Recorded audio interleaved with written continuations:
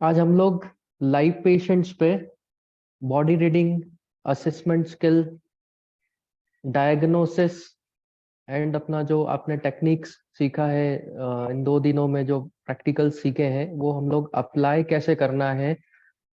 जिसको मैंने परसों की क्लास मेरी अटेंड की होगी तो बताया था कि हथौड़ा मारना तो सीख गए आप लोग, लेकिन कहाँ मारना है वो आज सिखाया जाएगा। ठीक है, ये सबसे यूनिक सेशन है आप के लिए। 2 बजे तक जो भी सेशन है लाइव पेशेंट्स पे होगा, लाइव केसेस आएंगे और उस पे हम लोग पूरा असेसमेंट देखेंगे। इसमें आज जो केसेस हैं हमारे वो पीआईवीडी के हैं, स्लिप डिस्क डिस्क एक्सट्रूशन के केसेस हैं हमारे पास, सर्वाइकल स्पॉन्डिलाइटिस के केसेस हैं, फ्रोजन शोल्डर है। इसके बाद आपका जिसको बोलते हैं down slip and up slip spinal postures जो होते हैं, जिसमें एक शोल्डर डाउन होता है और एक पेल्विस डाउन होता है, वो शायद परसों डिस्कस किया था मैंने। वो भी एक केसेस लिए हैं जिसके कारण आपको बॉडी रीडिंग बहुत आसान हो जाएगी। वो सारे केसेस हम लोग डिस्कस करने वाले हैं। तो सबसे पहले थोड़ा सा ब्रीफ इंट्रोडक्शन से हम लोग स्टार्ट करते हैं। आप लोगों ने अभी तक 2 दिन में जो भी टेक्निक, प्रैक्टिकल टेक्निक सीखी है, ठीक है, आप लोगों ने प्रैक्टिस भी किया होगा उसका। लेकिन ये तो पता है कि किसी केस में से क्लिक निकल रहा है, किसी केस में से क्लिक नहीं भी निकल रहा है। तो मेरे लिए एक चीज मैंने नोट डाउन कर लो, उस दिन भी नोट डाउन की करवाई थी कि क्लिक आए तो अच्छा, नहीं आए तो और भी अच्छा। करेक्शन दोनों ही केसेस में होने वाला है। यदि क्लिक आया तो नाइट्रोजन गैस रिलीज होने के कारण आता है, क्लिक नहीं आया तो मसल टाइट था, उधर नाइट्रोजन गैस रिलीज नहीं हो पाया, मसल बहुत टाइट था, लेकिन फिर भी करेक्शन तो हो ही गया। सबसे पहले जब पेशेंट हम लोग देखते हैं तो हाँ, एसटीटी आपने सीखा होगा। एसटीटी आशीष जी, एसटीटी सिखा दिया ना? जी सर। तो एसटीटी क्यों सीखा है आपने, वहां से स्टार्ट करते हैं। आप लोग बोल रहे होंगे कि ये कायरोप्रैक्टिस की क्लास है या बोन सेटिंग की क्लास है, ये एसटीटी सिखाने का क्या जरूरत है? तो एसटीटी इसलिए सिखाया गया था क्योंकि मसल्स को पहले लूज करना जरूरी है। यदि मसल्स को लूज नहीं किया, स्टिफनेस और रिजिडिटी को लूज नहीं किया, तो ना तो आपको क्लिक सुनाई देगा, ना बोन करेक्शन होगा, और उसमें इंजरी के चांसेस बहुत ज्यादा हो जाएंगे। क्योंकि टाइट मसल्स में जब आप प्रेशर लगाएंगे तो टाइट मसल्स होने के कारण बोन को क्रैक हो सकता है, हेयरलाइन फ्रैक्चर्स हो सकते हैं। इसलिए सबसे पहले स्टार्ट किया था एसटीटी। मैं एक बार फिर से रिवाइज कर रहा हूँ, on the live patient STT हम लोग असेसमेंट से स्टार्ट करेंगे।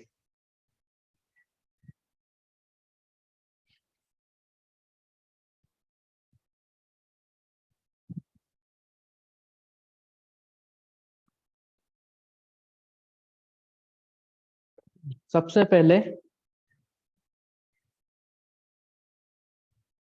हम लोग अर्गोनॉमिक से स्टार्ट करते हैं। जो टेबल का हाइट होता है बोन सेटिंग के लिए, वो हाइट होगा इस लेवल पे।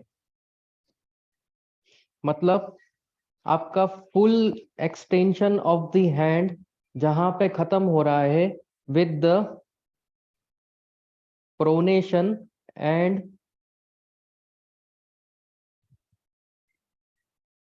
डाउनवर्ड रोटेशन, वो आपका टेबल का हाइट होना चाहिए।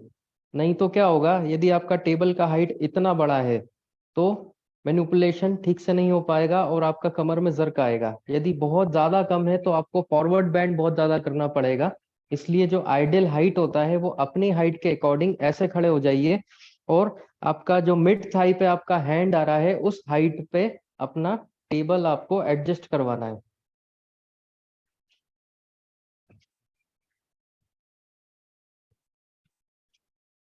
यहाँ पे ये हमारा पेशेंट है, आज ऑफ है बोलना। ये पीआईवीडी डिस्क एक्सट्रूशन का केस है, L4 L5 S1 with the radiating pain in the left lower limb from low back to ankle and last 2 fingers. तो सबसे पहले हम लोग असेसमेंट देखेंगे, बॉडी रीडिंग से स्टार्ट करते हैं। बॉडी रीडिंग में क्या क्या दिखता है सबसे पहले वो देखा जाएगा, फिर डायरेक्ट इनडायरेक्ट टेक्निक की बात की जाएगी, फिर करेक्शंस की बात की जाएगी, एसटीटी से कैसे पेशेंट को सेफ टेक्निक से ठीक किया जाता है उसकी हम लोग बात करेंगे। पेशेंट को सबसे पहले हम लोग स्टैंडिंग पोजीशन में ऑब्जर्वेशन करेंगे। सर खड़े हो जाओ।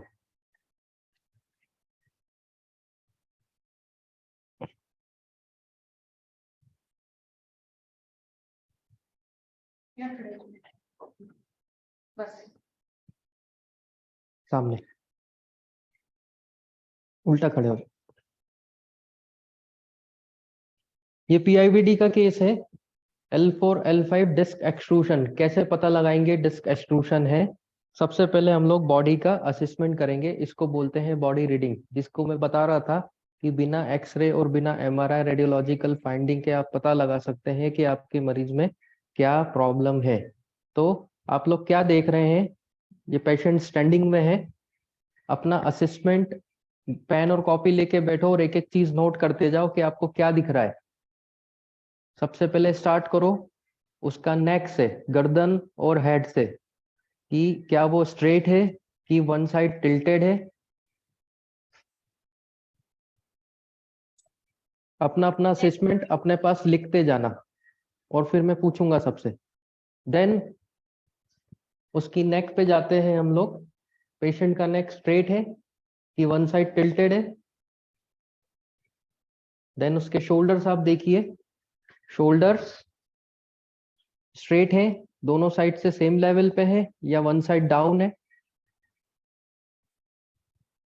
देन ये कर्व देखेंगे हम लोग, ये स्लीव देखेंगे, क्या एक स्लीव ऊपर है या नीचे है या दोनों ही स्लीव अपने लेवल में है।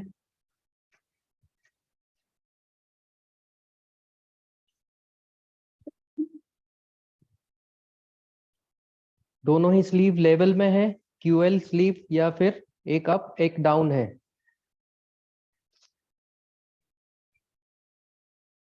अगेन नीचे चलते हैं, पेल्विस का लेवल चेक करते हैं, क्या दोनों ही पेल्विस अपने लेवल में है, सेम लेवल पे है, या एक पेल्विस डाउन है एक पेल्विस अप है। ये पेल्विस का लेवल है। ASIS से, एंटीरियर सुपीरियर इलियक स्पाइन से हम लोग चेक करेंगे उसका लेवल, क्या एक अप है या डाउन है या दोनों ही सेम लेवल पे है। और नीचे चलते हैं ग्लूटियल फोल्ड पे।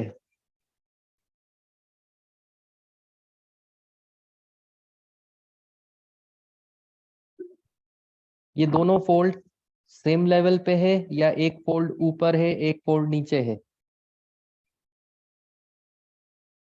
इन ग्लूटियल फोल्ड को चेक करो, दोनों एक सेम लेवल पे है या एक ऊपर एक नीचे है।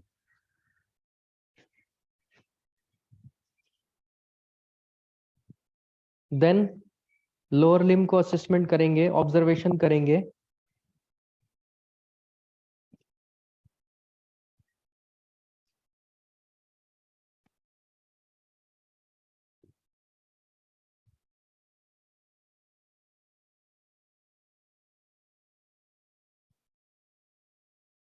दोनों ही पैरों को देखिए क्या डिफरेंस आ रहा है।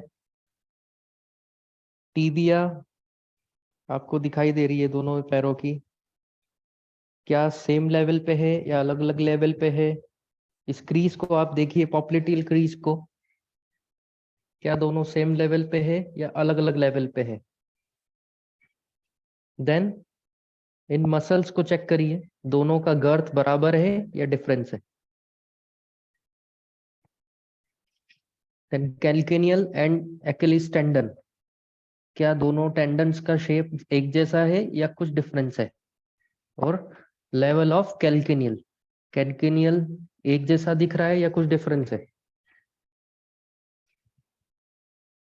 सर घूम जाओ। फ्रंट से असेसमेंट करेंगे, सामने देखिए। फ्रंट में देखने में दोनों शोल्डर का लेवल देखिए, दोनों ईयर का लेवल देखिए।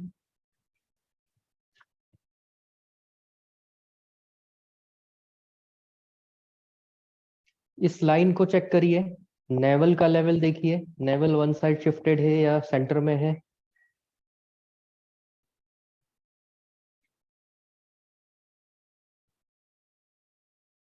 दोनों क्यूबॉइटल क्रीज को देखिए, इस डिस्टेंस को मेजर करिए।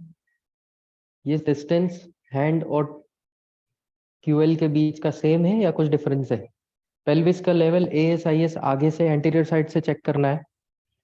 टीबिया चेक करना है, क्या टीबिया इंटरनल रोटेटेड है या एक्सटर्नल रोटेट है या दोनों सेम लेवल पे है।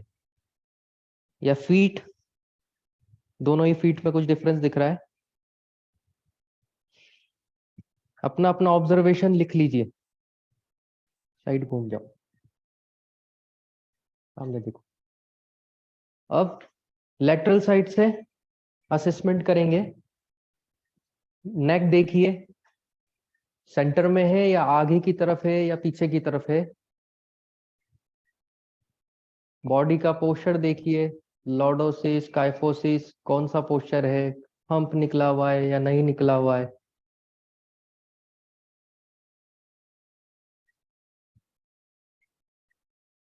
पेल्विस चेक करिए, सेंटर में है या एंटीरियर टिल्ट है या पोस्टीरियर टिल्ट में है।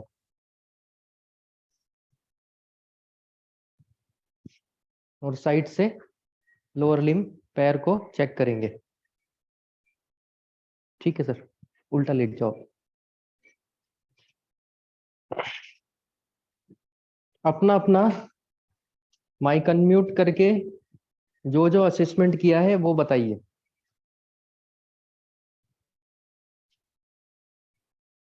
लेफ्ट साइड का शोल्डर मुझे नीचे है। हाँ, बोलते जाओ बोलते जाओ। नीचे है और ये इसका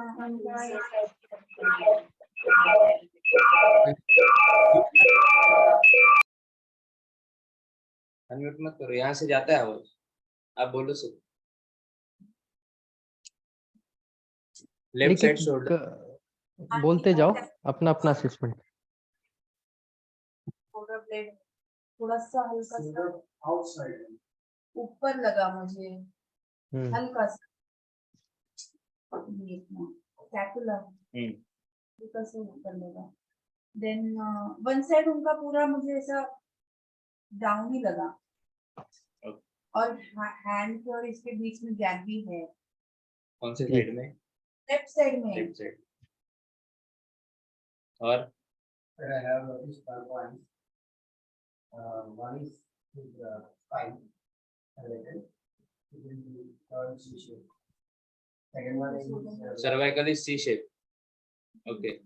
second one is the right hand. Right hand में gap नहीं है.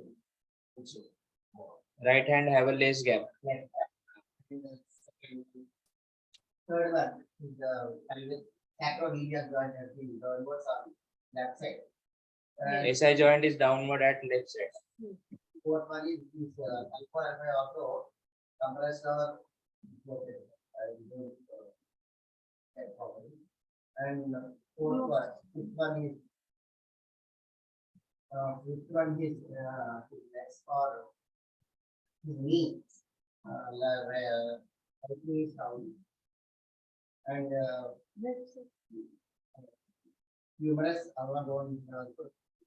काफ मसल्स जो है ना वो हाँ, लेकिन पूरा दोनों का नहीं, एक का एक थिन है, इससे देखा जाएगा ना, एक का थिन है, एक का ऐसा टाइट और थोड़ा सा थिन नहीं है, उसका थोड़ा सा टेंडरनेस। हाँ, ऐसा लग रहा है कि मोटा सा लग रहा है। चलिए, आपने अपना अपना असेसमेंट किया, ठीक है। अब एक पेशेंट और हम बॉडी रीडिंग के लिए लेंगे जिसमें आपको काफी कुछ क्लियर होगा। अच्छा, इधर आ। किसी ने बोला शोल्डर, राइट शोल्डर अप है, किसी ने बोला राइट शोल्डर डाउन है, किसी ने बोला लेफ्ट पेल्विस अप, किसी ने बोला left pelvis down. Now this is one more patient for you to read the body. इसमें देखिए,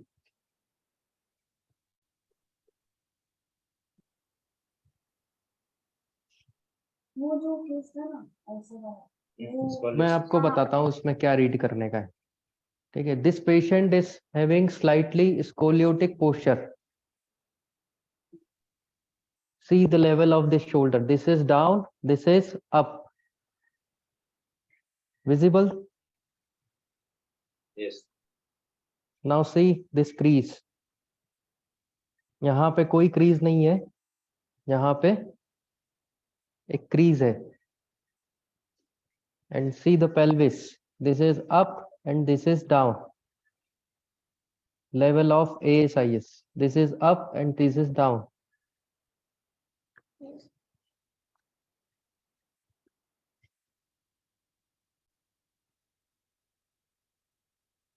इन डिंपल्स को चेक करिए.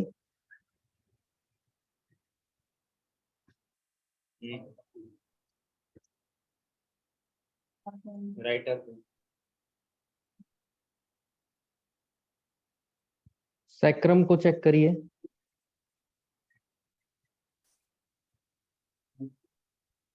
This is down, this is up. Now see the gluteal folds.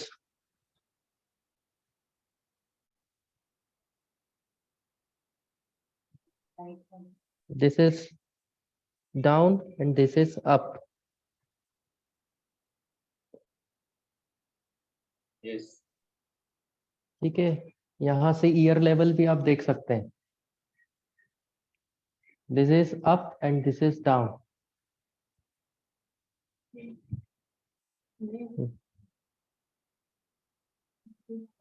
Anterior side, front.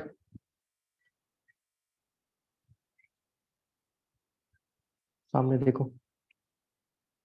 Now see from the front side, this gap and this gap. ये ज्यादा है और ये कम है. इस लाइन को चेक करिए. This is not straight. Navel is shifted to the right side. This fold is also pectoral fold is not in level.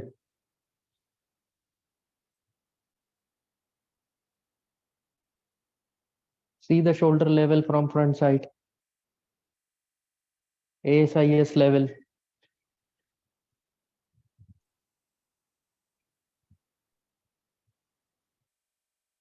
So this area is tight and this area is loose.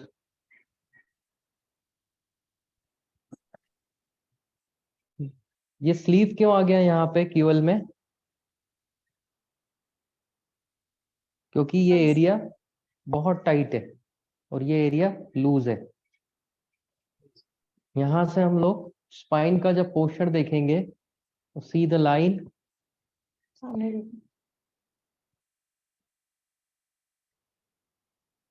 Slightly scoliotic posture.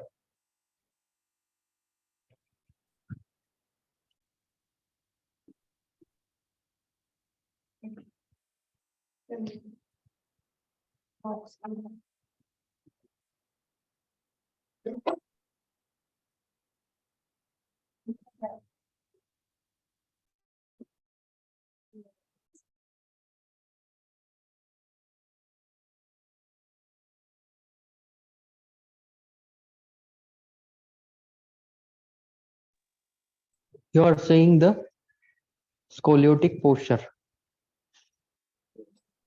सबको समझ में आ गया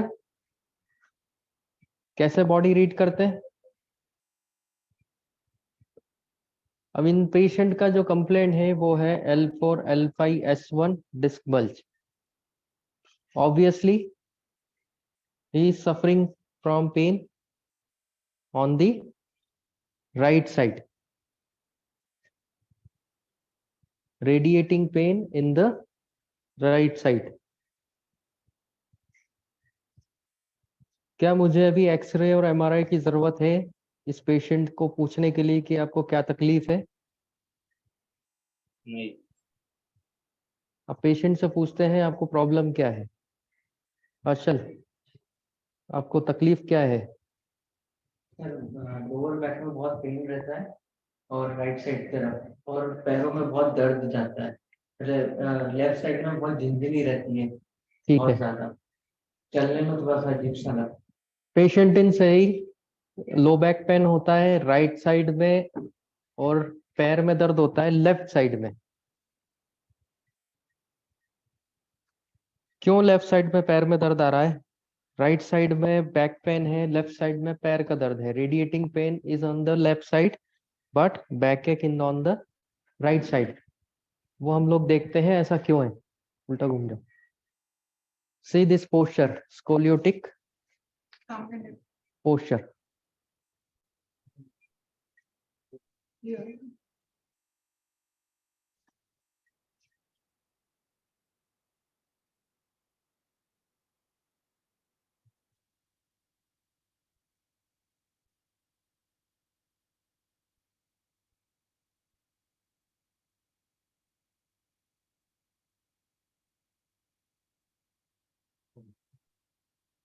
this is called functional scoliosis. ये line यहाँ से straight आ रही है, यहाँ पे बेंड हो गई और फिर यहाँ पे फिर से बेंड हो गई, एस शेप दिख रहा है ये। तो आप देखेंगे यहाँ पे कॉनकेव साइड है और यहाँ पे कॉन्वेक्स साइड है। कॉनकेव साइड है और ये कॉन्वेक्स साइड है, लेकिन यहाँ पे ये कॉनकेव साइड है और यहाँ पे कॉन्वेक्स साइड है। ठीक है, यहाँ से कर्व ऐसा घूमा तो कॉनकेव ये हुआ, कॉन्वेक्स ये हुआ। यहाँ से कर्व उल्टा घूम गया तो कॉन्वेक्स ये हुआ, कॉनकेव ये हो गया।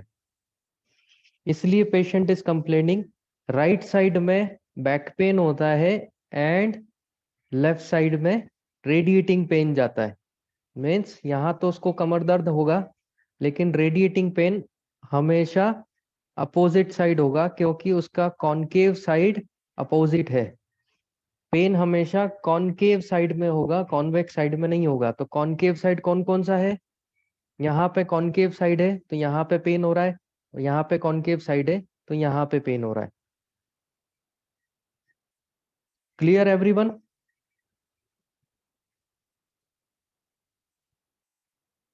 सो डिस्क बल्ज कौन कौन सा है यहाँ पे? L4, L5 and S1। यहाँ का डिस्क आउट है, यहाँ का डिस्क आउट है। रेडिएटिंग पेन जो है वो लेफ्ट साइड में नीचे जा रहा है और यहाँ पे पेन हो रहा है, बैक पेन। क्यों? क्योंकि ये कॉनकेव साइड है, ये कॉन्वेक्स साइड है। कॉनकेव साइड में हमेशा पेन होता है, कॉन्वेक्स साइड में रेयरली होता है या नहीं होता है। तो ये कॉनकेव साइड है इसलिए यहाँ पे बैक पेन है, ये इसका कॉनकेव साइड है इसलिए यहाँ पे रेडिएटिंग पेन है।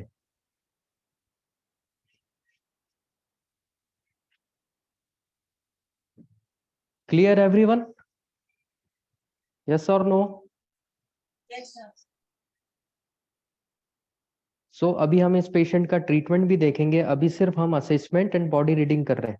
यहाँ पे आपको एक्सरे या एमआरआई देखने की जरूरत नहीं है, सिर्फ आपने यहाँ से कर्व चेक करे, बॉडी रीड किया and you have concluded that this patient is having C L4, L5, S1 disc pulse.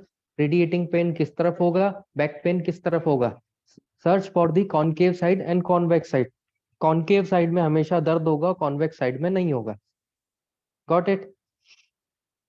Now इसके पहले वाला जो पेशेंट हमने असेसमेंट किया था डिस्क एक्सट्रूशन का, अब हम देखते हैं assessment skill, physical assessment skill कैसे पता करें। बैठ जाओ हर्षद। कैसे पता करें कि this is the case of disc extrusion, protrusion, bulge और सिक्वेस्ट्रेशन। ये हमारे पुराने पेशेंट है, इनका ट्रीटमेंट चलते हुए ऑलरेडी 20 दिन हो गए हैं। सो ये एक्सट्रूशन का केस था, but he is converted into the disc protrusion right now. सीधे लेट जाओ सर। हम एक टेस्ट लगाएंगे, SLR टेस्टिंग। जिसको भी डाउट है अपना अपना कॉपी में लिख के रखो, या कुछ चीज प्रैक्टिकली समझ में नहीं आ रही है तो तुरंत वहीं पे बोलो ताकि मैं फिर से समझा सकूं आपको, क्योंकि एंड में आपके क्वेश्चन सब मिक्स हो जाएंगे तो कुछ समझ में नहीं आएगा। कोई स्पेशल क्वेश्चन है वो भी आप लिख के रखो, एंड में Q&A सेशन होगा उसमें सबके आंसर दिए जाएंगे। बट यहाँ पे भी कोई चीज समझ में नहीं आ रही है, कोई भी स्टूडेंट हो, medico, non medico, physio, non physio, तो वो अपना डाउट तुरंत पूछ सकता है।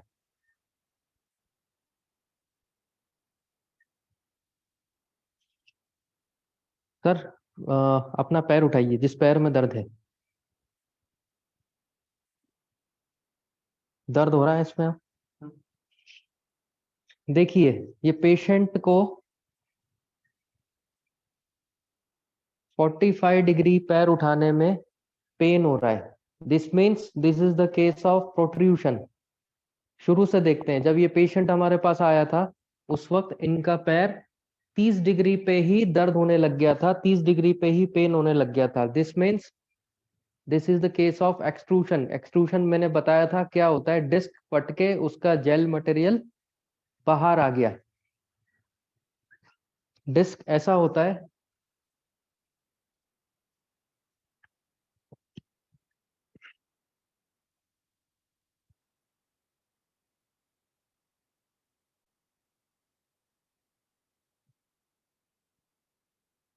ये इसका एन्युलस फाइब्रोसस और ये jail material nucleus pulposus.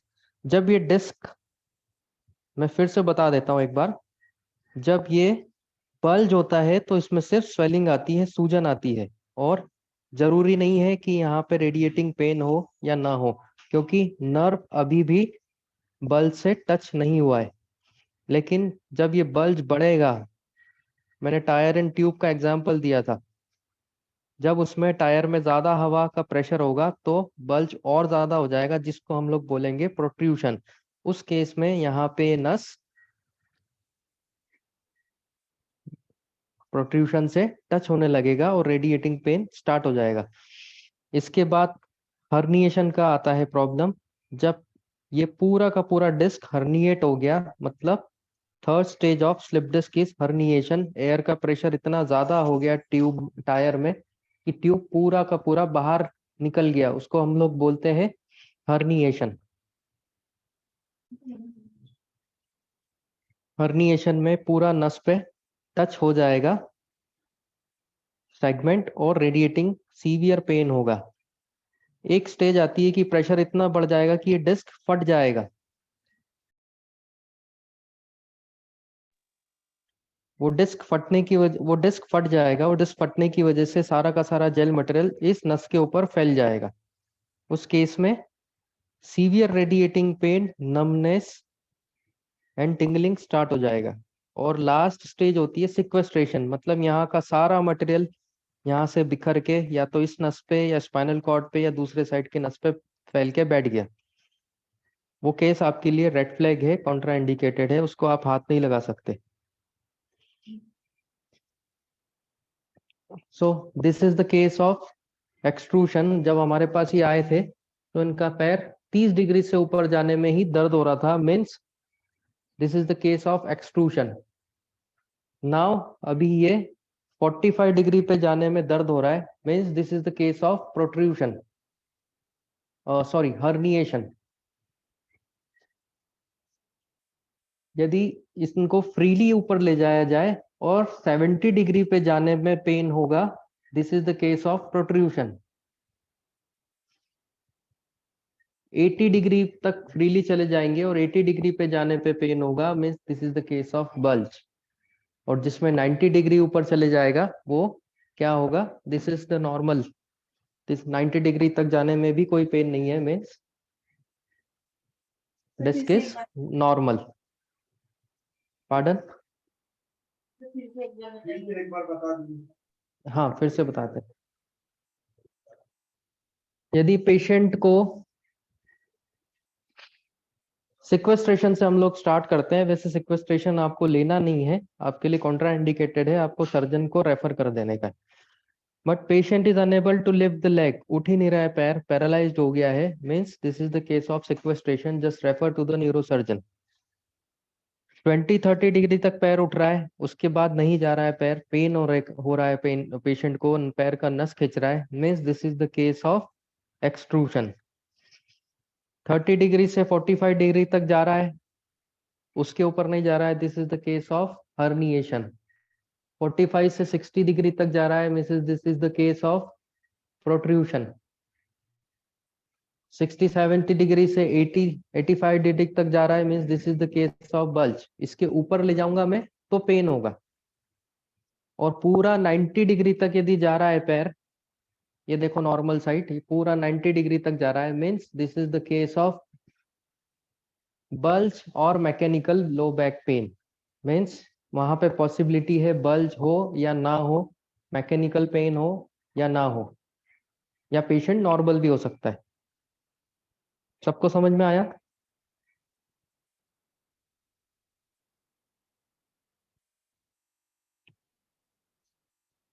Clear everybody? Yes.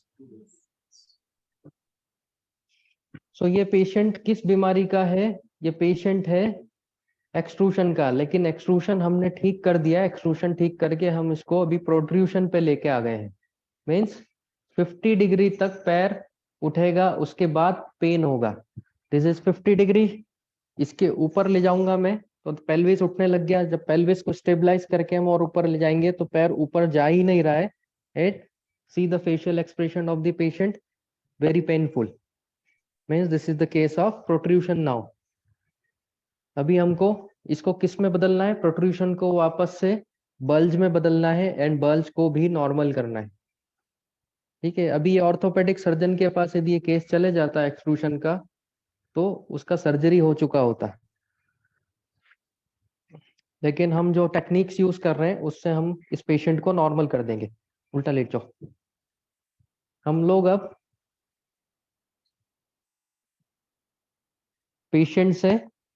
Patient का बैक का ऑब्जर्वेशन लेंगे इन द प्रोन पोजीशन। उल्टा लेट के पेशेंट का बैक कैसा दिखता है जब C5 L5 L4 S1 protrusion होता है, वो भी हम लोग एक बार चेक कर लेते हैं। पेशेंट का लेग लेंथ चेक करेंगे हम लोग।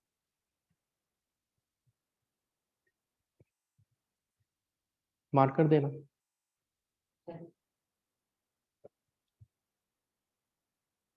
सामने देखिए।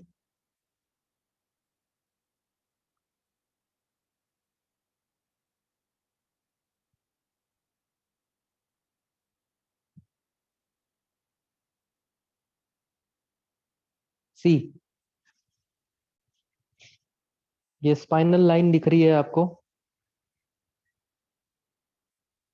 लास्ट में जाके लंबर स्पाइन पे जाके ये बेंड हो गई। क्यों बेंड हो गई? क्योंकि यहाँ कुछ तो प्रॉब्लम है। L4 L5 S1 यहीं पे ये सेगमेंट बेंड हो गया। मीन्स यहाँ पे कुछ प्रॉब्लम है। हम लोग क्या क्या देख सकते हैं? यहाँ से स्वेलिंग देख सकते हैं। क्या ये सेगमेंट स्वेल अप है? यहाँ पे स्वेलिंग है या पेशेंट को टेंडरनेस आ रहा है? टेंडरनेस चेक करने के लिए वहां पे प्रेस करके देखेंगे उस एरिया पे, शार्प पेन तो नहीं हो रहा है। स्वेलिंग आपको अपने आप पता लग जाएगी दोनों में आप जब कंपेयर करेंगे। ऊपर वाले सेगमेंट को देखेंगे, ऊपर वाले सेगमेंट में सब कुछ नॉर्मल दिख रहा है, लेकिन यहाँ पे ये मसल हाइपरट्रोफीड है।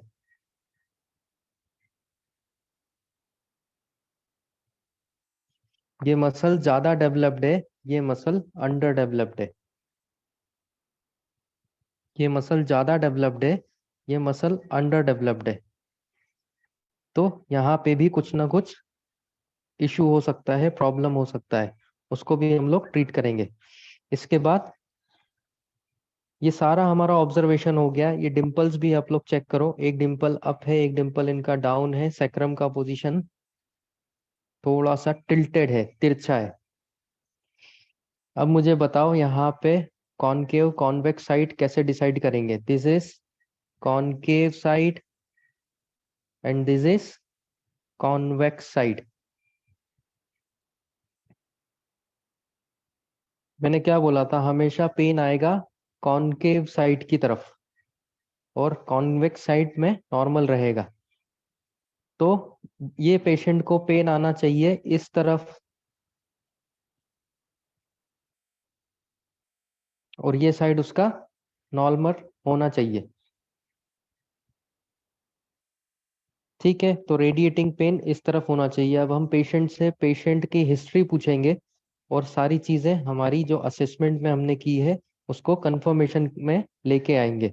अभी हमने इसका ना तो MRI देखा है ना कोई एक्सरे देखा है, सिर्फ ये हमारा एक फिजिकल असेसमेंट है। अब पेशेंट का हिस्ट्री टैगिंग से हम लोग इसको कंफर्मेशन करेंगे। सर बताइए कैसे हुआ था आपको ये दर्द? सीधे बैठ जाओ। ये दर्द मेरे को 10-12 साल पहले भी हुआ था। इसमें देख के बता। और उसके बाद मैं गया था डॉक्टर के पास, तो उन्होंने एक्सरे किया था। ठीक है, तब उन्होंने कहा था कि कोई स्पाइन से मेरी नर्व दब रही स्पाइन से कोई नस दब रही है। थी। तो आपने क्या किया था 10-12 साल पहले, कैसे हुआ इधर? कुछ फिजियो नहीं, मैं एक्चुअली जिम जाता था, एक्सरसाइज करता था। जिम जाते थे और कसरत करते थे, ठीक है, उस वक्त आपको ये दर्द हुआ। तो 10-12 साल से आप इससे परेशान हो। नहीं, ये अपने आप ही बंद हो गया। अपने आप फिर पेन बंद हो गया, बंद हो गया, हाँ। और फिर अभी वापस अभी कब हुआ? पिछले 1 महीने से वापस चालू हुआ है। पिछले 1 महीने के पहले आपने क्या किया जिससे ये दर्द चालू हुआ? ये शायद घर शिफ्टिंग में मैंने पलंग वलंग शिफ्ट किया था, उठाया था। घर शिफ्टिंग में आपने पलंग उठाया था, मतलब move ठीक है। करा था ये। तो आप खड़े होके बताना, आपका कौन से पैर में दर्द आ रहा है, किस तरफ दर्द आ रहा है? ये तो ये यहाँ से पहले तो 2-3 दिन में कोई स्पाइन में भी दर्द हुआ था। 2-3 दिन आपको स्पाइन में दर्द हुआ, उसके बाद ये बंद हो गया, उसके बाद मेरे को ये पूरा नर्व दिखाता है इधर में। ठीक है। यहाँ पे भी दर्द होता है, हाँ। कभी ये तेरी में भी होता है, हम्म, ये नी के पीछे होता है, यहाँ पे बीच में भी होता है, ठीक है, और एक ही है। ठीक है। अब आप एक बार घूम जाइए। सी, पेशेंट आपको क्या बोल रहा है कि कमर में मतलब स्पाइन में दर्द हो रहा है और पेशेंट के लेफ्ट साइड में रेडिएटिंग पेन है। अब हम हमारा असेसमेंट चेक कर लेते हैं कि हमने हमारा असेसमेंट सही किया है या नहीं किया है, क्योंकि हमने अभी तक कोई एक्सरे, इनका एमआरआई वगैरह कुछ नहीं देखा था, ना इनसे पूछा था कि आपको क्या हुआ है। हमने असेसमेंट किया, उसके बाद में इनसे पूछा क्या हुआ है। नाउ हम हमारा डायग्राम और ग्राफिकल रिप्रेजेंटेशन फिर से देखते हैं। देखिए, पेशेंट वॉज कंप्लेनिंग, कहाँ कंप्लेन कर रहा था? Left side radiating pain. मेरा एरो कैसा है? Left side radiating pain patient को होना चाहिए, बिकॉज ये कॉन्केव साइड था, ये कॉन्वेक्स साइड था। पेशेंट थोड़ी देर पहले बोल रहा था मुझे इस एरिया में भी पेन हो रहा है। क्यों हो रहा था? बिकॉज यहाँ पे हाइपरट्रॉफिड मसल थी, यहाँ पे अंडरट्रॉफिड मसल्स थी। सर आपको कहीं गर्दन में भी दर्द वगैरह कुछ होता है? नहीं, गर्दन में दर्द नहीं होता है। हमारा असेसमेंट यहाँ भी कंफर्म हो गया, ये पोस्चर बिल्कुल नॉर्मल है इनका। इनको गर्दन से लेके पीठ तक कोई तकलीफ नहीं है, patient is normal. But band कहाँ मिला? लंबर स्पाइन में। और पेशेंट का कंप्लेंट भी लंबर स्पाइन से ही, रेडिएटिंग पेन लेफ्ट साइड में है, नीचे तक, एडी तक या 2 फेलेंजेस तक। अब हम इसको ट्रीटमेंट में लेके आएंगे। उल्टा लेट जाओ। यहां तक सभी लोग क्लियर है? यस और नो?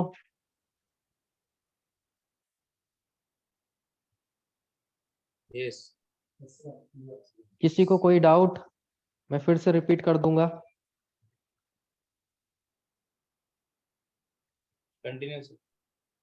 हाँ, ये मैं एक लाइव पेशेंट आपको दिखा रहा हूँ, क्योंकि क्या होता है जब आपके पास जो वर्कशॉप में आपके साथ में जो फ्रेंड्स हैं, वो हो सकता है मैक्सिमम लोग नॉर्मल हैं, लेकिन उसमें नॉर्मल लोगों में असेसमेंट करना या ट्रीटमेंट करना किसी मीनिंग का नहीं होता है, क्योंकि आपको पता ही नहीं लगेगा कि उसको प्रॉब्लम क्या था और वो इस टेक्निक से ठीक हुआ कि नहीं हुआ या कैसे हुआ।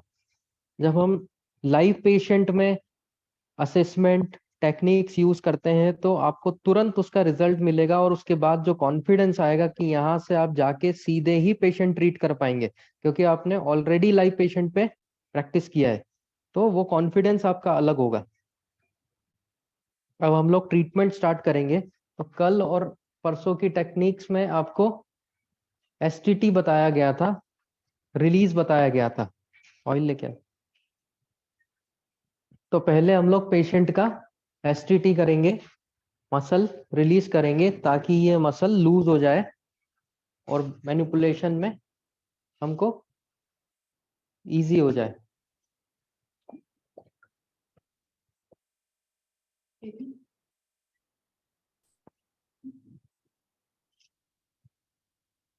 हम कोई सा भी एक ऑयल यूज करेंगे, वेजिटेबल और मिनरल ऑयल, उसको ठीक तरह से पेशेंट पे अप्लाई करेंगे। इसके बाद पहला एसटीटी टेक्निक था ट्रैक्शन एंड डिस्ट्रैक्शन। एक हाथ अपवर्ड डायरेक्शन में ग्लाइड हो रहा है, एक तो हाथ डाउनवर्ड डायरेक्शन में ग्लाइड हो रहा है। बहुत ज्यादा प्रेशर नहीं लगाने का, बहुत नॉर्मल प्रेशर से मसल्स को हम लोग लूज कर रहे हैं।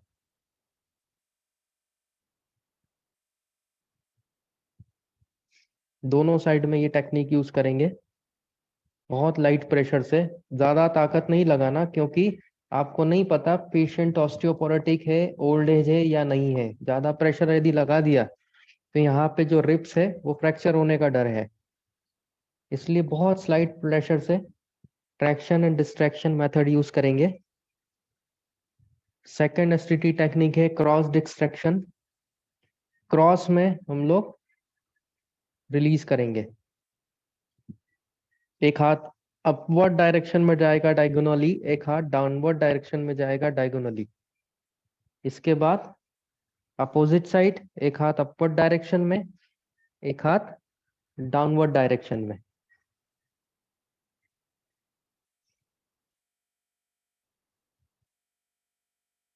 Four to 5 times every stroke आपको करना है। नाउ थर्ड रहेगा स्पाइनल रिलीज। थर्ड रहेगा spinal release from upward to downward. Glide करते हुए हम लोग जाएंगे इरेक्टर स्पाइनी मसल्स के ऊपर। जहां जहां इरेक्टर स्पाइनी मसल्स हमको ले जा रही है वहां वहां हमारा हाथ जाएगा एंड इसको हम लोग स्प्रेड कर देंगे। अगेन फिर से देखिए, इरेक्टर स्पाइनी मसल के ऊपर ग्लाइड करते हुए, स्लाइड करते हुए जाना है, बहुत स्लाइड एंड लाइट प्रेशर से। यहाँ पे इरेक्टर स्पाइनी मसल्स खत्म हो चुकी है, ग्लूटियल स्टार्ट हो गया है, देन ग्लूटियल्स पे जाके हमको स्प्रेड कर देना है।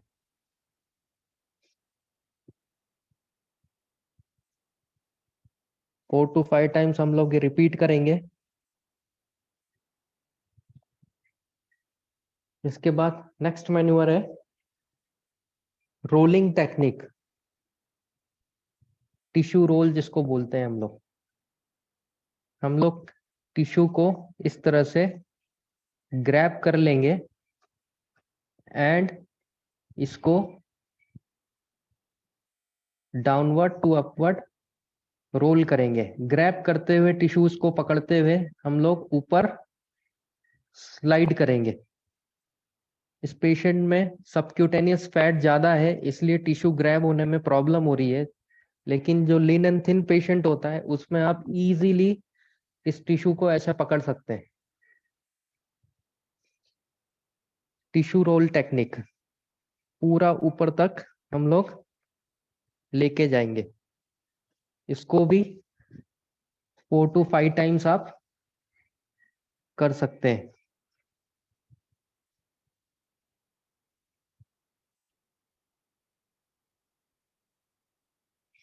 Clear? Now effleurage technique. Effleurage technique में हम लोग लिम्फ नोड्स की तरफ फेशिया एंड टिश्यूज को ग्लाइड करवाएंगे। यहाँ पे लिम्फ नोड्स होती है एक्सिलरी लिम्फ नोड्स। सो यहाँ से हम लोग स्लाइड करके downwards to upwards axillary lymph nodes में ड्रेन कर देंगे जो भी वेस्ट मटेरियल है।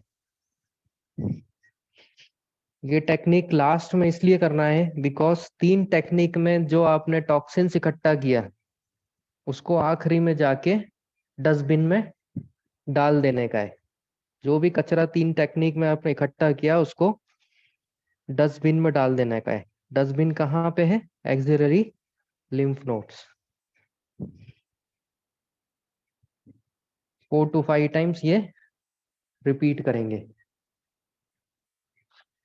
इतनी जबरदस्त है ये एसटीटी टेक्निक कि आपका पेशेंट 30 to 40% या 50% रिलीफ वहीं महसूस करने लग जाएगा जब उसका एसटीटी हो जाएगा।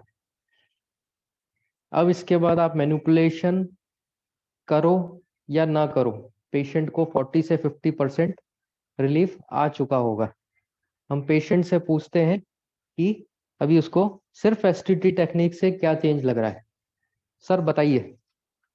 आप खड़े होके देख लीजिए एक बार। पैर का दर्द बताना और कमर का दर्द बताना।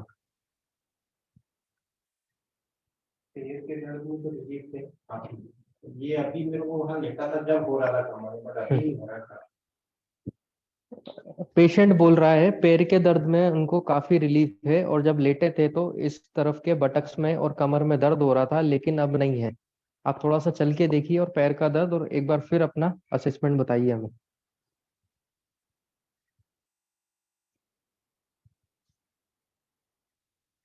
पैर में दर्द हो रहा है? नहीं, पैर में दर्द बंद हो गया। कमर में दर्द हो रहा है? बहुत मामूली सा है, हल्का सा। बहुत मामूली सा दर्द कमर में हो रहा है।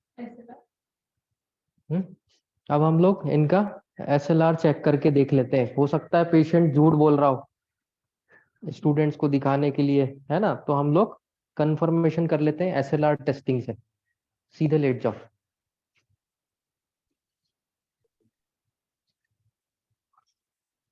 चलिए सर, अपना पैर उठा के दिखाना हमें। पहले आपको याद होगा 40 से 45 डिग्री के बाद में पेशेंट को पेन हो रहा था, उनका फेशियल एक्सप्रेशन चेंज हो गया था।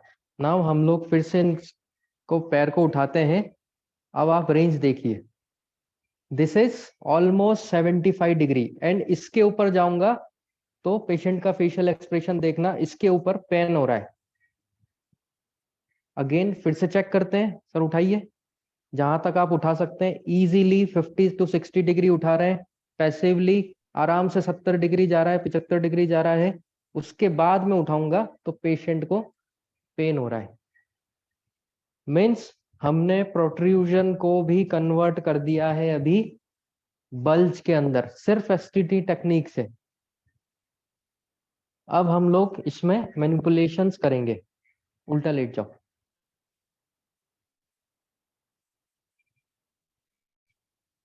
सबसे पहले आपको सेफ टेक्निक सिखाई जाएगी, जो मेडिको हो या नॉन मेडिको हो, सब यूज कर सकते हैं, जिसका कोई साइड इफेक्ट नहीं है। आशीष सर, इनको पाल्पेशन बताया है क्या स्टूडेंट्स को? पाल्पेशन वर्टिब्रा का।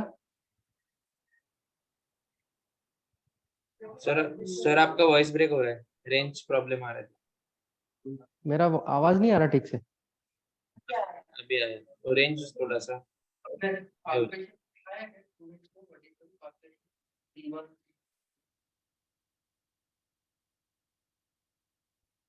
अगेन आवाज आ गया सर। आवाज आ रही है मेरी? हाँ अभी आ रही। मैं बोल रहा हूँ, आपने पाल्पेशन सिखाया है क्या स्टूडेंट को? वर्टिब्रल कैसा पार्टिसिपेट करना है हाँ सिखा दिया है? ठीक है, अभी हम लोग फिर से टेक्निक पे ही जाते हैं सीधे।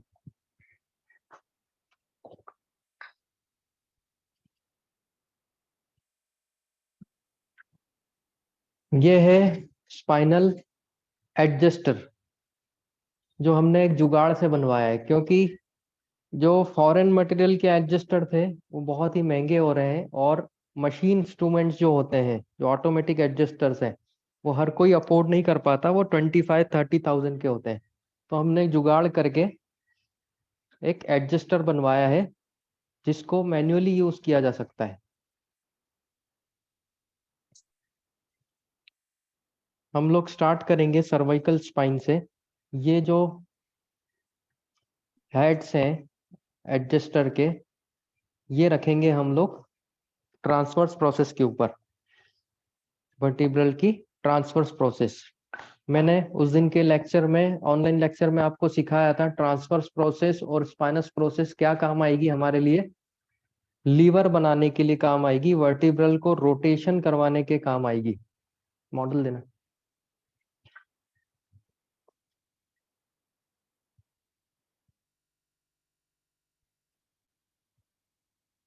ये देखिए,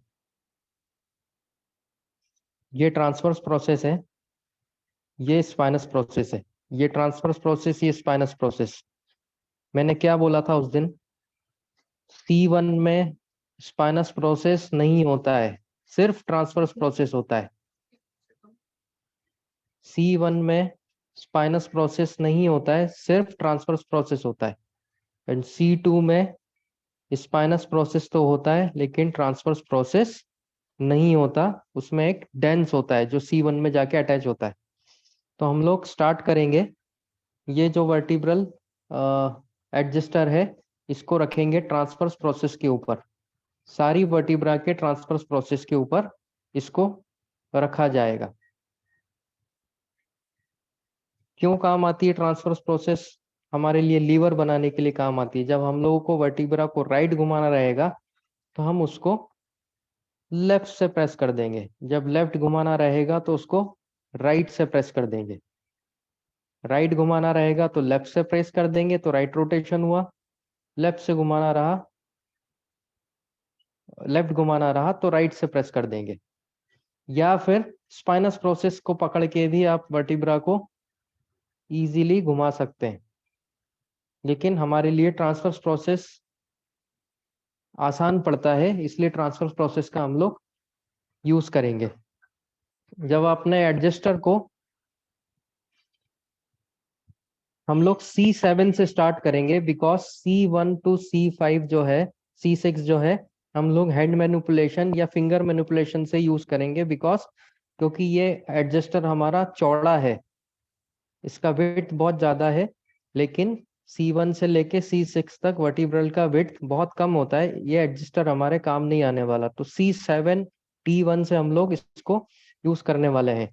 तो 4 to 5 टाइम्स जो है हम लोग को हिट करना है। इसकी सबसे अच्छी खासियत इस एडजस्टर की ये है कि एडजस्टर खुद ही एडजस्ट हो जाता है। जो वर्टिब्रा है वो अप है उसको डाउन कर देगा, जो डाउन है उसको अप कर देगा। आपको कुछ नहीं करना है, सिर्फ आपको उसकी ट्रांसवर्स प्रोसेस को ढूंढ के उसके ऊपर हिट करने का है। एक एक सेगमेंट पे आप हिट करते जाओ।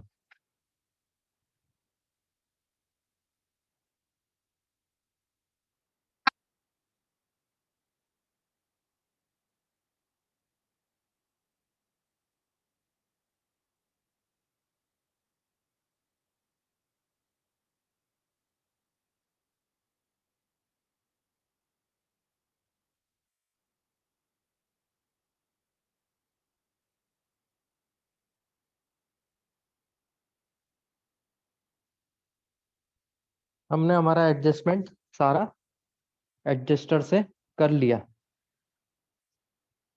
इसके बाद आपको कोई भी मैनिपुलेशन करने की जरूरत नहीं है, क्योंकि इट्स अ सेफ टेक्निक। हमने एक सेफ टेक्निक से उसको मैनिपुलेशन कर दिया। ये टेक्निक क्यों यूजफुल है आपके लिए? बिकॉज आपको नहीं पता आपके पेशेंट को कितना उम्र है, उसको ऑस्टियोपोरोटिक हड्डियां है, उसको डायबिटीज है, उसको हाइपरटेंशन है, या फिर बहुत ही कोई क्रिटिकल डिसीज है जिसमें आप हैंड से जब मैनिपुलेट करेंगे, बोन्स को क्लिक करेंगे तो उसको नुकसान हो सकता है। यदि आपको लग रहा है आपका पेशेंट अनसेफ जोन में है तो उसको आप एडजस्टर से ठीक कर सकते हैं। दूसरी वर्कशॉप्स में लोग क्या बोलते हैं, ऑस्टियोपोरोटिक है, छोड़ दो, उस पेशेंट को नहीं लेने का, रेड फ्लैग है आपके लिए। या कोई इम्प्लांट डला है बॉडी के अंदर तो उसको भी आपको रेड फ्लैग है, उसको नहीं लेने का है। लेकिन हम हमारी वर्कशॉप में क्या बताते हैं, आप सब पेशेंट्स 90% पेशेंट को अटेंड कर सकते हैं with the help of safe methods. अब इस सेफ मेथड का इम्पैक्ट आपको दिखते हैं, पेशेंट से लाइव पूछते हैं कि उसको क्या एक्सपीरियंस हुआ विदाउट एनी मैनिपुलेशन।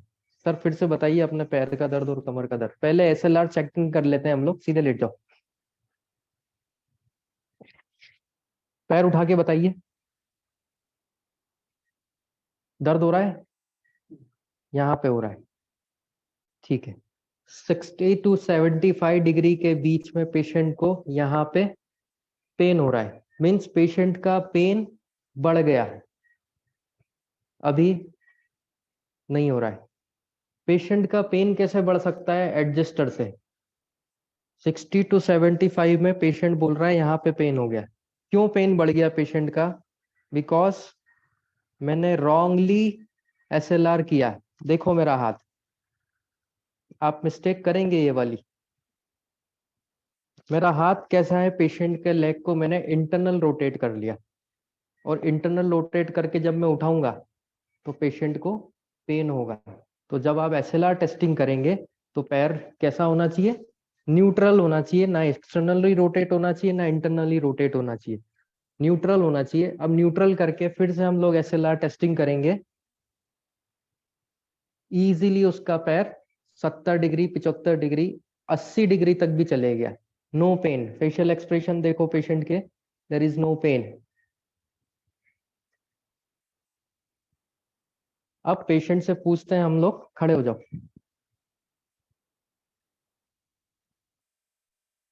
थोड़ा सा चल के देखिए सर और अपना दर्द बताइए पैर का और कमर का।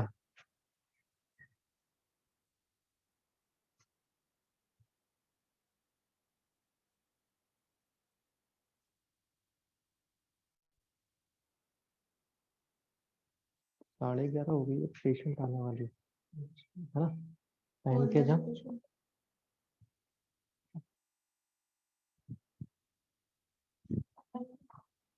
इनका स्पाइन रिलीज हो गया, चल आ जाओ उधर ही आ जाओ।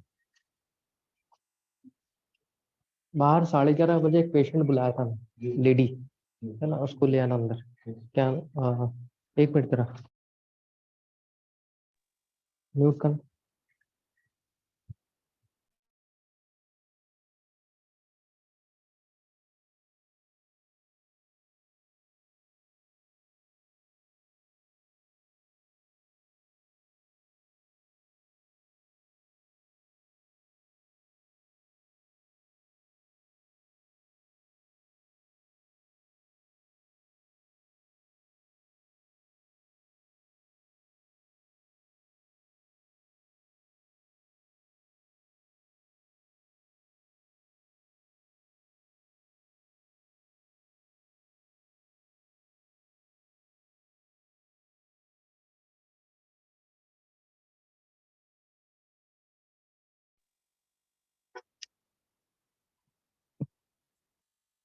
जुगनू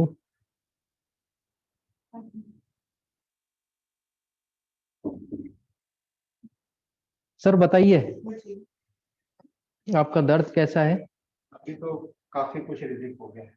पेन में काफी कुछ रिलीफ हो गया, पेट का दर्द तो नहीं हल्का सा आपको लग रहा है, पता नहीं वो दर्द ठीक है है। कि वो हो रहा है कि टाँग हाँ, आपने टी शर्ट क्यों पहन लिया अभी?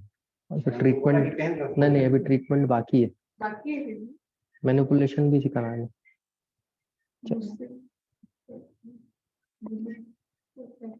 हाँ लास्ट मैनिपुलेशन है। तो आपने देखा कि पेशेंट का पेन काफी कम हो गया with the adjuster method only. अब हम लोग मैनिपुलेशन करेंगे because patient is getting late for the office. हम लोग सिर्फ लंबर स्पाइन का मैनिपुलेशन देख के इनको फ्री कर देंगे। एक मिनट आप इधर बैठ जाओ, आज पहने रहो।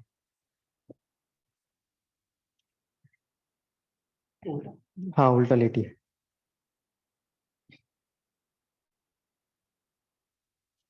हम लोग लंबर स्पाइन का पाल्पेशन करेंगे, वर्टिब्रल को पाल्पेट करेंगे, which vertebra is high, which vertebral transverse process is low. तो हमने ये देखा कि पाल्पेशन में ये जो है ये हाई है और ये जो है लो है, ये हाई है ये लो है। सो L4 L5 में हम लोगों ने देखा कि L4 जो है वो हाई है, L और L5 जो है वो हाई है। मीन्स L4 जो है लेफ्ट तरफ से हाई है और L5 जो है वो राइट तरफ से हाई है। तो स्पेसिफिक मैनिपुलेशन करेंगे हम लोग सिर्फ L4 और L5 का। तो जो साइड हाई है उसको क्या करने का है, डाउन करने का है। तो L4 लेफ्ट से हाई है तो उसको L से लेफ्ट से डाउन करेंगे, और L5 राइट से हाई है तो उसको राइट से डाउन करेंगे। तो इस तरह से हमको ये मैनिपुलेशन करना है। तो पेशेंट को लेटाएंगे साइड लाइन पोजिशन में, करवट में आ जाओ। पेशेंट का एक पैर पूरा फ्लेक्शन में रहेगा, दूसरा पैर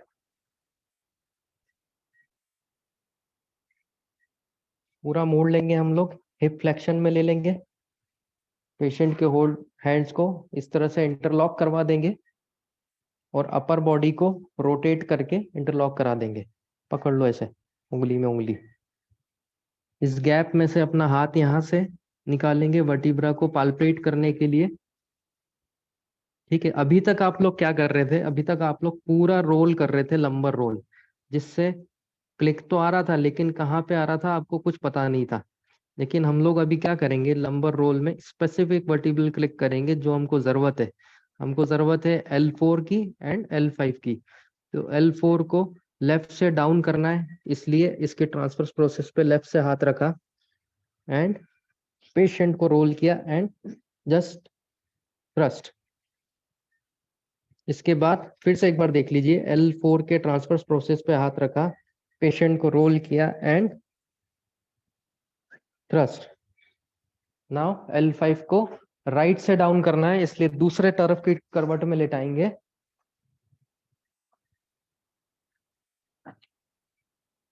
सेम पोजीशन में पेशेंट को रखेंगे। ये L5 राइट से डाउन करने का है, तो इसका ट्रांसफर प्रोसेस पे हाथ रखा एंड इसको राइट से डाउन किया। तो ये जो क्लिक का आवाज 5 की ट्रांसफर प्रोसेस से। अब पेशेंट से पूछते हैं क्या फर्क आया। उठ जाओ, निकाल लो ये, नेक है ना आपका।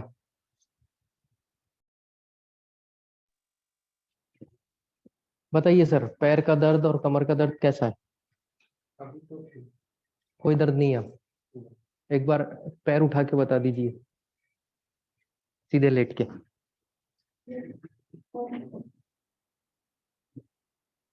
ये देखो, आराम से पेशेंट का पैर 90 डिग्री पे आ गया। उठ जाइए।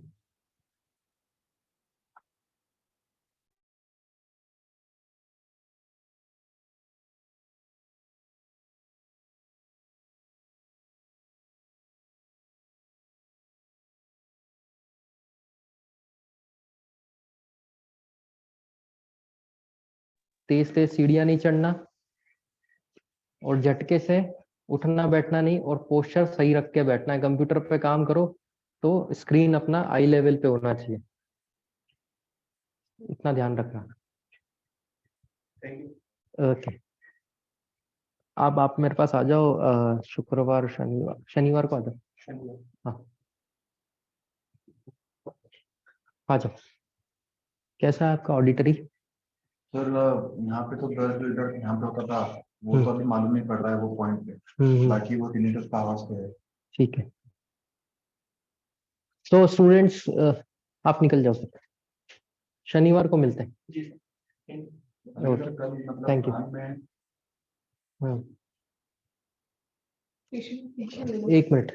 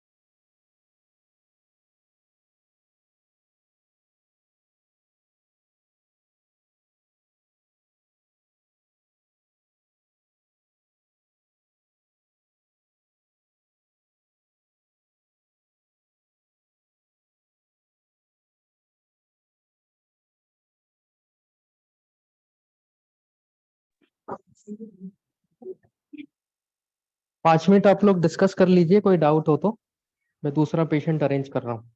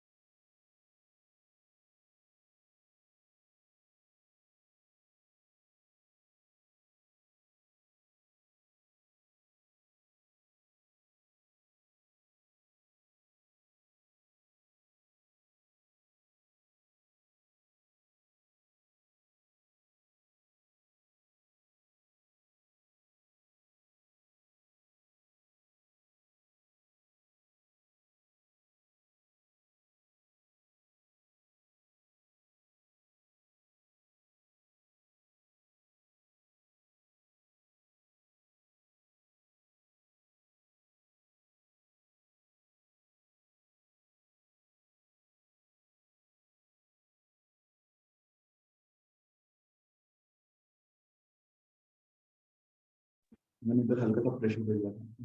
हाँ, तो कल हल्का सा मतलब ज्यादा नहीं स्किन का है। सो आप स्टूडेंट्स को कोई डाउट है? अभी जो पेशेंट हमने ट्रीट किया L4 L5 lumbar rotations, lumbar roll thrust से, safe method of adjusters and STT, patient got 90% relief. किसी को कोई डाउट आया?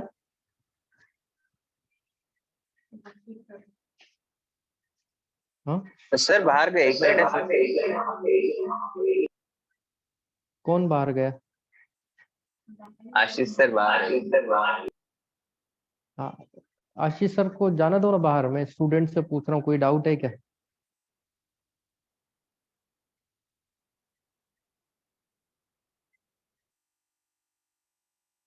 नहीं है किसी को कोई डाउट? वेदांत जी का माइक पे ऑन है, वेदांत जी का स्क्रीन दिख रहा है, आशीष जी का स्क्रीन नहीं है।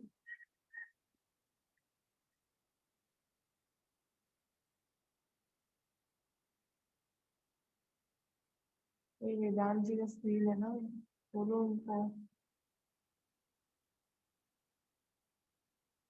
आशीष जी होस्ट है।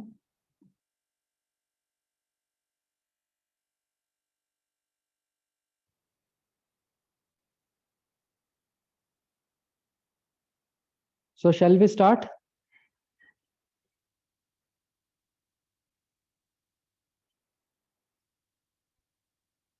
चलो, कोई है नहीं क्या, चले गए? सर है, 1 मिनट है।